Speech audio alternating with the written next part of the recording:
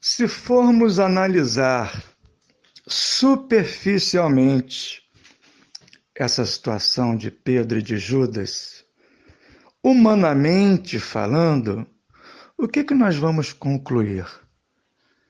Nós vamos concluir que Judas agiu de maneira premeditada, perversa, e por isso perdeu a salvação. E Pedro, porque reagiu a um acontecimento através da sua própria fraqueza, negando o Senhor Jesus, devido a isso, ele foi perdoado e se tornou um grande apóstolo. Mas será que é isso que a Bíblia ensina? Ou nos púlpitos esse assunto é abordado de maneira superficial? Vamos analisar o texto que está na carta aos Romanos, no capítulo 2, no versículo 4. Esse texto vai nos ensinar que nós somos criaturas caídas e que não podemos chegar ao arrependimento sem a ajuda do próprio Deus, porque somos maus. Eu, você, Pedro, Judas, temos uma inclinação natural ao pecado. E o único antídoto para isso é o Senhor Jesus. Ou vocês acham que se tivesse uma outra maneira de nos salvar, Deus não teria lançado mão, ao invés de entregar o seu próprio Filho à morte? Somente a morte de Cristo poderia ser a solução para pecados passados e pecados presentes, através de uma vida conectada com Deus, recebendo dele o poder, inclusive para se arrepender, assim como para vencer as nossas más inclinações. Mas vamos deixar a Bíblia nos ensinar isso. Vamos ler o 2º capítulo da carta aos Romanos, no versículo 4. Está escrito: ou desprezas a riqueza da sua bondade e tolerância e longanimidade, ignorando que a bondade de Deus é que te conduz ao arrependimento. Quem nos conduz ao arrependimento é os meus próprios méritos. É eu ser bonzinho, malzinho? É eu reconhecer os meus erros? Não, meus irmãos. O que nos conduz ao verdadeiro arrependimento é o amor, é a bondade de Deus. Quando contemplamos o sacrifício de Cristo por nós, o texto diz que nós somos constrangidos em amor.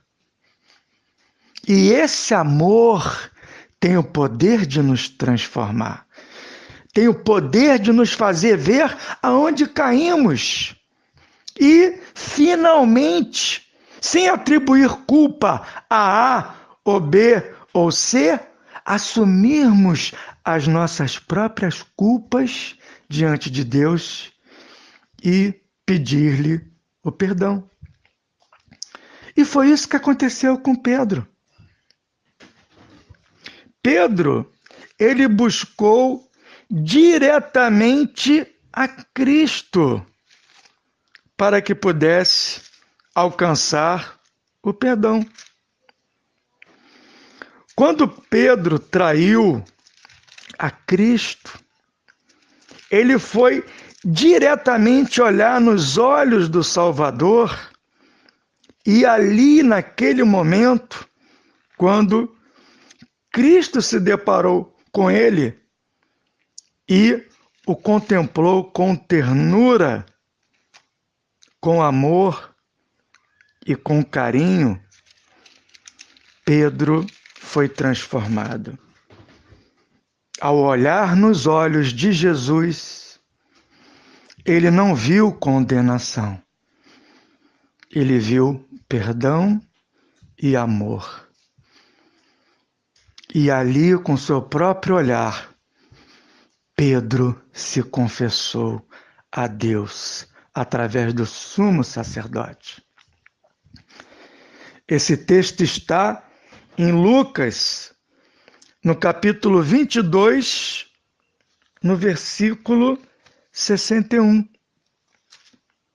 Está escrito: então, voltando-se o Senhor, fixou os olhos em Pedro.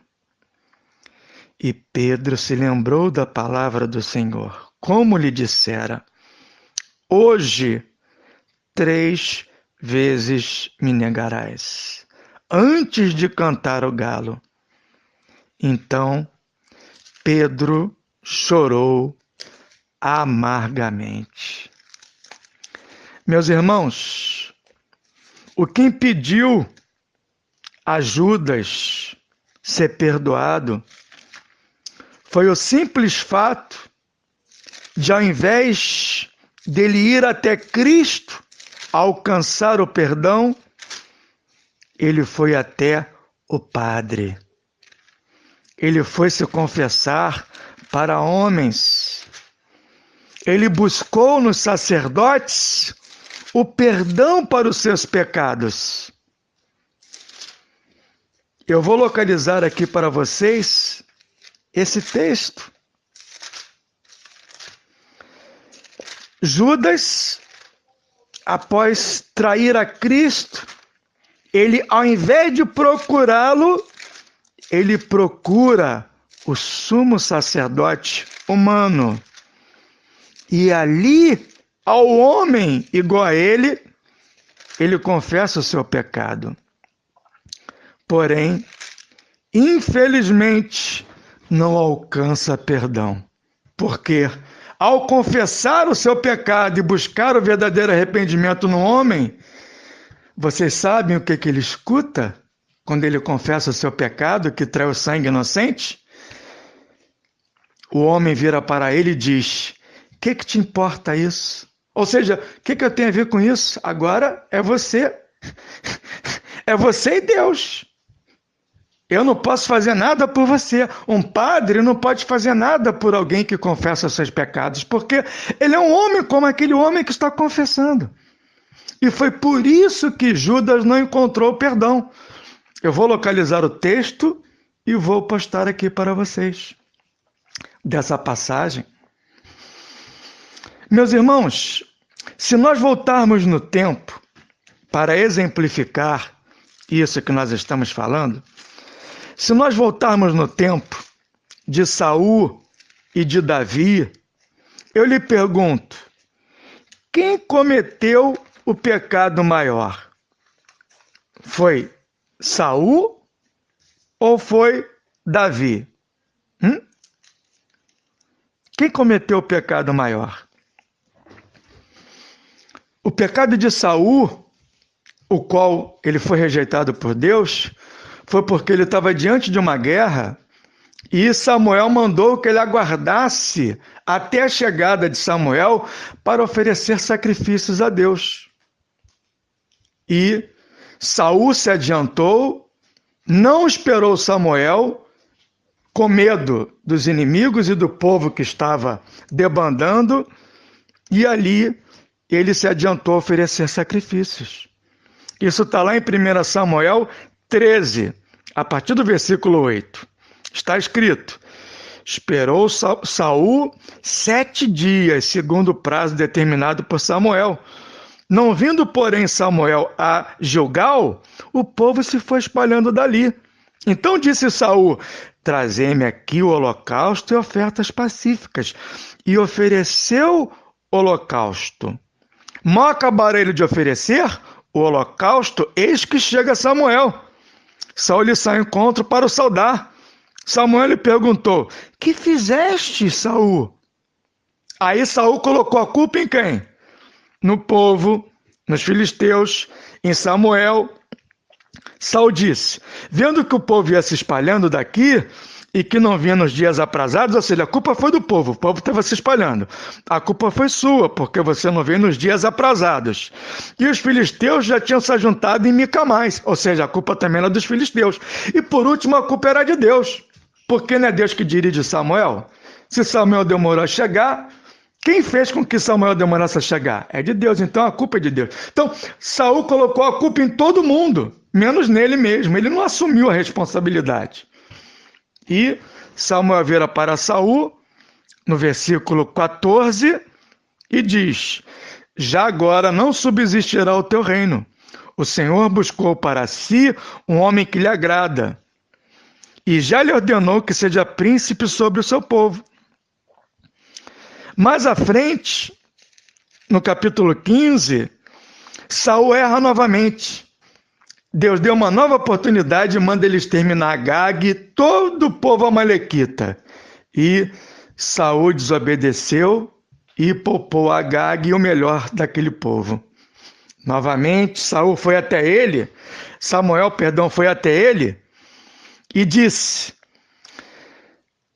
1 Samuel 15, 22, porém Samuel disse: tem porventura o Senhor tanto prazer em holocaustos, quanto em que se obedeça a sua palavra? Eis que obedecer é melhor do que o sacrificar, e o atender melhor do que a gordura de carneiros.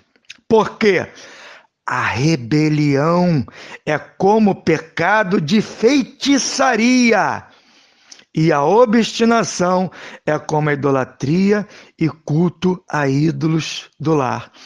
Visto que rejeitastes a palavra do Senhor, ele também te rejeitou a ti, para que não sejas rei.